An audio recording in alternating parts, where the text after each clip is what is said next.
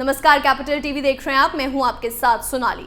AIMIM प्रमुख असदुद्दीन ओवैसी ने देश में यूनिफॉर्म सिविल कोड पर चल रहे विमर्श पर करारा पलटवार किया है। आर्टिकल 44 के तहत देश में यूनिफॉर्म सिविल कोड को लागू करने की बात कही गई है। इस मसले पर ओवैसी ने कहा कि संविधान में मौलिक अधिकार के तहत हमें अपने धर्म के पालन करने का अधिकार है, उसे कैसे छीनेंगे। जी हां, क्या कहना है ओवैसी का इस पूरे मामले में दिखाएंगे आपको इस रिपोर्ट में। एआईएमआईएम चीफ असदुद्दीन ओवैसी ने भारतीय जनता पार्टी पर यूनिफॉर्म सिविल कोड लागू किए जाने के मसले पर करारा हमला बोला है। उन्होंने कहा कि अभी संविधान की धारा 44 की खूब चर्चा चल रही है। केंद्रीय गृह मंत्री अमित शाह से लेकर यूपी के डिप्टी सीएम केशव प्रसाद मौर्य तक इस मसले में बयान दे रहे हैं।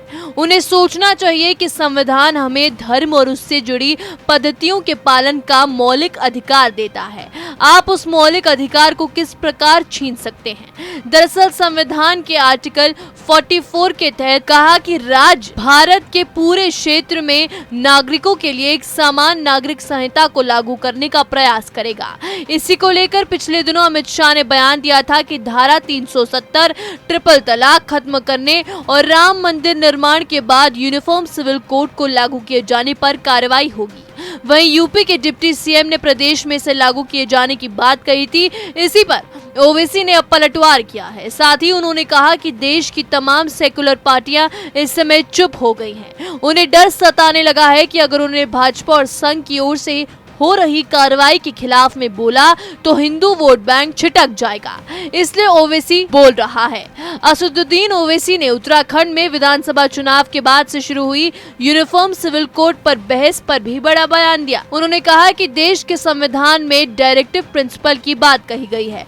मैं भाजपा और संघ परिवार को चुनौती देता हूँ कि डायरेक्टिव प्रिंसिपल में शराब पर प्रतिबंध की बात नहीं कही गई थी। आर्टिकल 47 में इसका जिक्र किया गया है। आय की असमानता को कम करने की बात नहीं कही गई है। उन मुद्दों पर वो क्यों नहीं बात करते।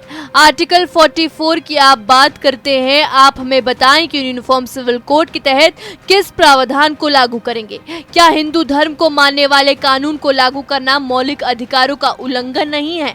गोवा के उदाहरण के जरिए ओवैसी ने अमित शाह पर हमला बोला। ओवैसी ने आगे कहा कि आप यूनिफॉर्म सिविल कोड की बात केवल इसलिए कर रहे हैं कि मुसलमानों को निशाना बनाया जाए। वही आपका मकसद है और आपका मकसद कुछ नहीं है। देश के नागालैंड, मेघालय और मिजोरम में उनकी संस्कृति को संरक्षित करने की जिम्मेदारी संविधान में नहीं दी गई है। आप यूसीसी की बात कर रहे हैं। बाबा साहेब डॉक्टर अंबेडकर के यूसीसी पर कही गई बात पर उन्होंने कहा कि मेरे मौलिक अधिकारों का क्या होगा। आप हमारी संस्कृति को कैसे बदल देंगे। ओवैसी ने कहा कि भाजपा ने नफरत के बीज बो रही है, उसी के आधार पर पूरा मसला चल रहा है। भारत का कोई धर्म नहीं है, ये सबको मानना होगा। तो एआईएमआईएम प्रमुख ने तो यूनिफॉर्म सिविल कोड को बस मुसलमानों को निशाना बनाने का बीजेपी का नया प्लान बताया है। उनका कहना है ये गलत है और सबको धर्म की स्वतंत्रता मिलनी चाहिए। इस पूरे मामले पर आपकी क्या राय है, हमें कमेंट करके जरूर बताएं। देखते रहिए कैपिटल टीवी। नमस्कार।